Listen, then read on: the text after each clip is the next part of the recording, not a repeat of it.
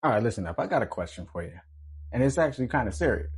Why does nobody tell you that your first bike is going to be, well, exactly the same as getting your first girlfriend? I brought a project bike and I found that out the hard way. It sucks. And think about it.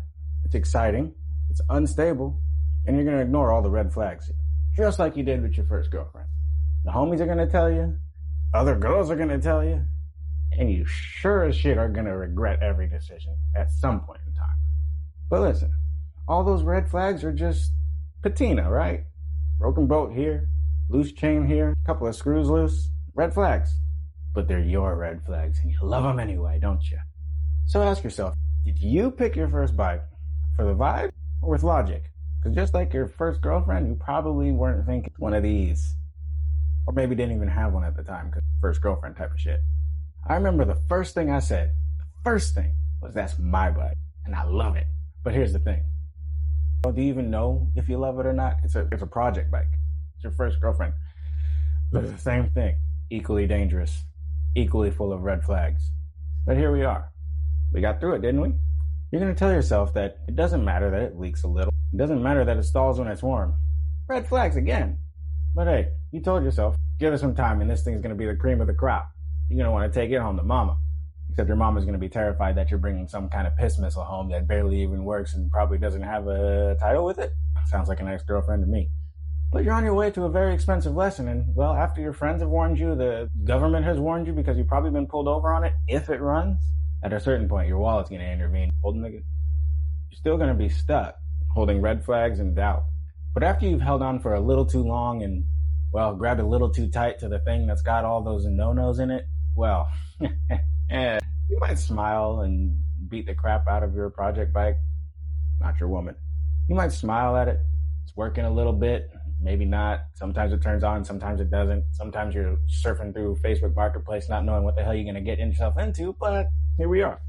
You fixate on the delicate things. Project bike. Your ex-girlfriend. Why are they synonymous? Let me tell you. One night I left you stranded outside of a building and, well, I had nothing to do but get home.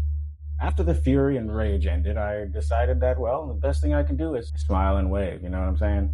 You're going to get to the point where you're just going to look at it and like, what the hell did I get myself into? And just be like, this is what I signed up for. You know that old saying, you get what you pay for? Well, a project bike and your first girlfriend are usually going to be rush decisions that, well, you probably underspent for. I'm just saying.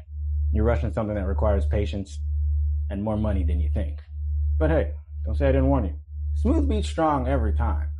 I promise you.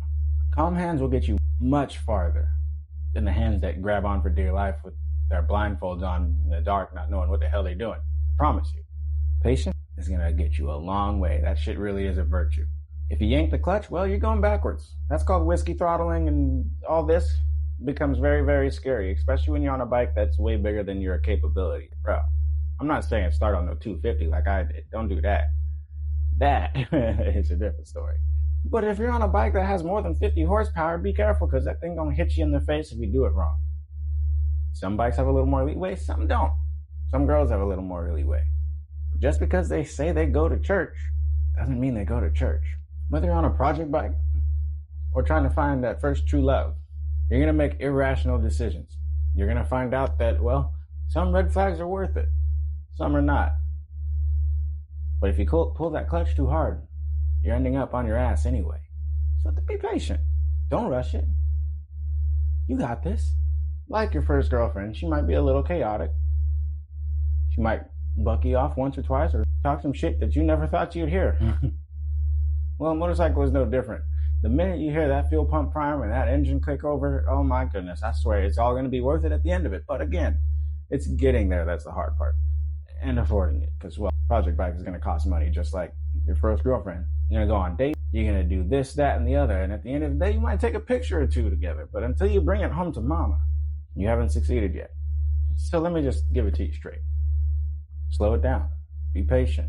Use calm hands. All of this is going to work together eventually, I promise you. But at the same time, all you have to do is have the patience. Carry on. You're a beginner.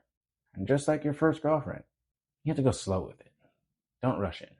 Take her to the bedroom and try those things. And I promise you, you'll find a different result. Just like your project bike. And if that doesn't work, well, there's a professional for that. You're not behind. You're building a connection. Be patient. It's coming. I'm Afro Smooth. I'll see you soon.